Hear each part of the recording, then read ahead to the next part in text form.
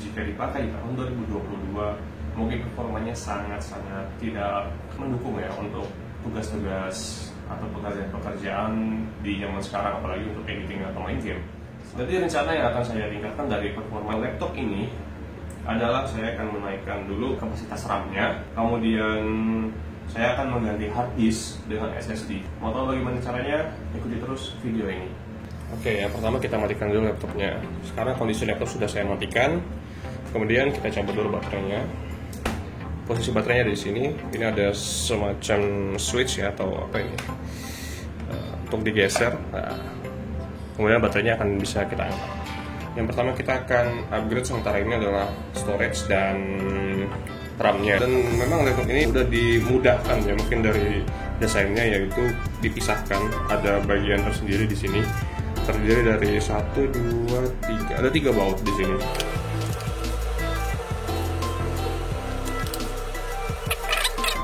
Casingnya. Begitu kita buka, kita bisa langsung melihat di sini ada slot untuk RAM terdiri dari 2 channel, kemudian 1 slot untuk hard disk. Sayangnya di laptop generasi terbaru seperti sekarang, mentok-mentok yang bisa kita upgrade itu cuman RAM ya, tinggal 1 slot doang, karena satunya biasanya udah dedicated atau sudah tersolder di motherboardnya. Kemudian hard disk pun kebanyakan sekarang udah digantikan dengan SSD NVMe M2, jadi kebanyakan udah pakai hard disk zaman sekarang. Dan bagusnya laptop zaman dulu itu masih menggunakan DVD drive yang nanti akan saya bahas fungsinya di zaman sekarang bisa buat apa. Untuk RAM yang saya gunakan itu adalah RAM dari Vigen, yaitu Vigen Platinum DDR RAM SO-DIMM for Laptops. Ini adalah RAM DDR3 dengan kapasitas sebesar 8 GB. Oke, ini RAM-nya sudah saya buka. Di sini terlihat tulisannya yaitu 8 GB. Kemudian ada tulisan di bawahnya 1,50 volt. Itu adalah voltasenya, dan sebelah kanannya ada 1600 MHz yang merupakan speed atau clock dari RAM ini. RAM ini memiliki tipe yang sama seperti laptop bawaannya. Ya, laptop bawaannya sudah saya cabut RAM-nya. Ada 2 keping. Di sini tertulis bahwa speednya hanya 1333 MHz. Saya tidak akan menggunakan RAM ini, walaupun seharusnya bisa ditambahkan menjadi 2 slot, 8 plus 2 jadi 10 GB. Alasannya adalah karena RAM yang baru ini memiliki speed yang lebih tinggi, yaitu 1600 MHz. Jika 1600 MHz ini disandingkan dengan RAM yang speednya lebih rendah, maka RAM yang tinggi ini akan menurunkan speednya by default mengikuti speed yang rendah. Jadi percuma kita menggunakan RAM yang speednya tinggi kalau ujung-ujungnya dia malah ikut speed yang rendah. Jadi speed yang rendah, mohon maaf, kita tidak akan gunakan. Untuk cara memasang RAM itu seperti ini. Kita perhatikan garisnya ada di mana, garis pemisahnya antara pin yang sebelah kiri dan sebelah kanan. Pastikan harus sama. Oke. Kemudian pasang seperti ini. Jangan dipaksa, yakinkan kiri dan kanan sudah rata, simetris, kemudian tekan perlahan sampai bunyi klak seperti itu. Kemudian untuk hard disknya kita akan ganti dengan menggunakan SSD, yaitu Adata SO650. Ini adalah SSD dengan interface SATA, kapasitasnya 240 GB. Kita akan gantikan untuk menggantikan hard disk ini. Pertama kita cabut dulu hard disknya. Cabut seperti itu, harus pelan-pelan, jangan sampai terbentur karena hard disk sangat sensitif terhadap benturan. Ya. Bisa kita lihat di sini bahwa interface dari SSD yang saya beli dan hard disk bawaannya sama, yaitu sama-sama interface SATA. Kebetulan di laptop saya masih menggunakan bracket untuk hard disknya, jadi kita cabut dulu bracketnya. Oke, untuk bracket dari hard disk yang lama sudah saya lepas dan saya pindahkan bracketnya ke SSD yang akan kita pasang. Oke, selanjutnya jika bracket sudah terpasang, tinggal kita pasang saja ke laptop. Lakukan seperti ini. Oke, bisa dilihat sudah terpasang. Kemudian tampilkan seperti posisinya semula. Kemudian tutup kembali. Oke, seperti ini. Kemudian kita pasang kembali bautnya. Oke, jika Jika semua sudah terpasang, kita akan coba untuk pasang lagi baterainya, kemudian kita nyalakan. Kita lihat apakah laptopnya mau untuk menyala. Oke, sepertinya RAM sudah terpasang dan terbaca dengan baik.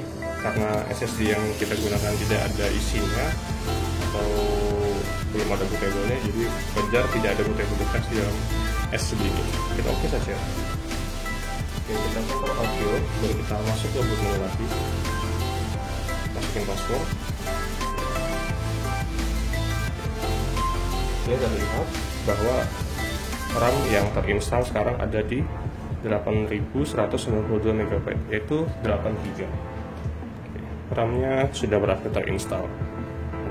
Untuk hard disk apakah terbaca? Kita akan cek. Oke, hard disk juga sudah terbaca seperti yang terlihat, ada tulisan HDD data SU650. Artinya hard disk sudah berhasil SSD sudah berhasil terinstall, terpasang dan terbaca oleh laptop di BIOS. Artinya bisa kita simpulkan bahwa upgrade kali ini kita katakan berhasil. Tapi apakah sudah selesai? Tunggu dulu, ini belum selesai. Masih ada satu kejutan lagi. Pertama kita matikan dulu laptopnya. Apa yang mau kita cabut? Kita akan cabut DVD drive-nya. Sekarang laptopnya tidak ada DVD drive-nya sudah kita cabut.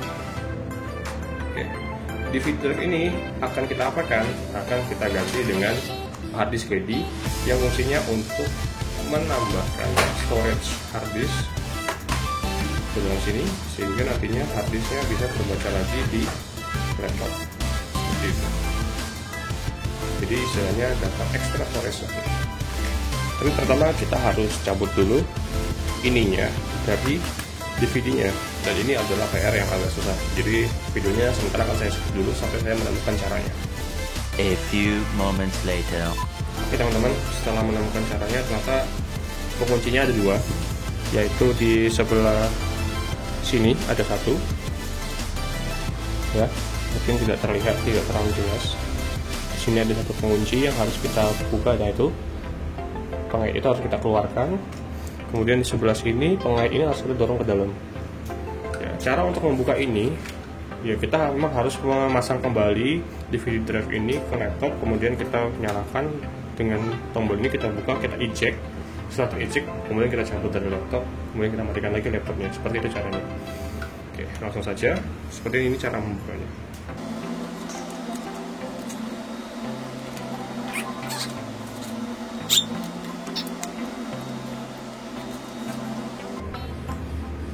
Oke,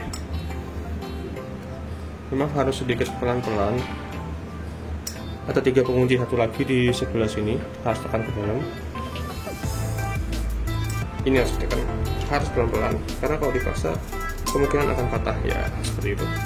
Sekarang sudah terlepas. Oke, DVD-nya satu lagi, ini juga harus kita lepas. Udah, kita ambil DVD drive, HDD nya.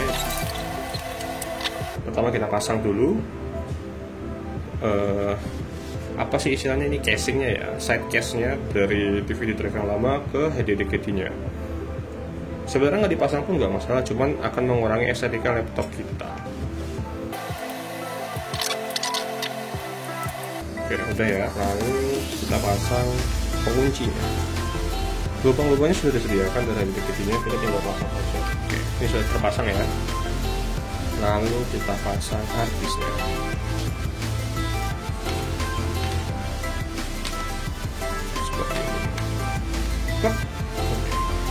Setelah terpasang, jangan buru-buru dipasang, kita kunci dulu. Ada 4 baut di sini. Bautnya sudah disediakan di HDD-nya, totalnya juga ada 4 pieces. Oke teman-teman, ini udah terpasang sempurna ya. Gak jatuh, kuat. Lalu kita pasang lagi ke laptop kita. Selep, pleng, mantap. Tinggal kita kunci. Bismillahirrahmanirrahim. karena harddisknya masih ada bootable Windows 11, harusnya ini masih bisa booting. Hanya kita pindah posisinya aja kan, bener kan? Masih booting. Setelah ini kita akan coba pindahkan OS-nya dari harddisk ke SSD. Caranya kita akan gunakan DLC boot, yaitu kita akan mengcloning isi dari harddisk ke SSD. Kemudian harddisknya akan kita format. Jadi OS-nya nantinya akan berada di SSD yang notabene transfer datanya lebih cepat gitu. Oke teman-teman, ini udah balik ke kembali ke Windows 10, tapi dia masih pakai harddisk. A few moments later. Oke, ini adalah hasil tes dari game Valorant. Di sini saya mendapatkan FPS sekitar 40 sampai 70 FPS dan cukup playable ya untuk bermain casual.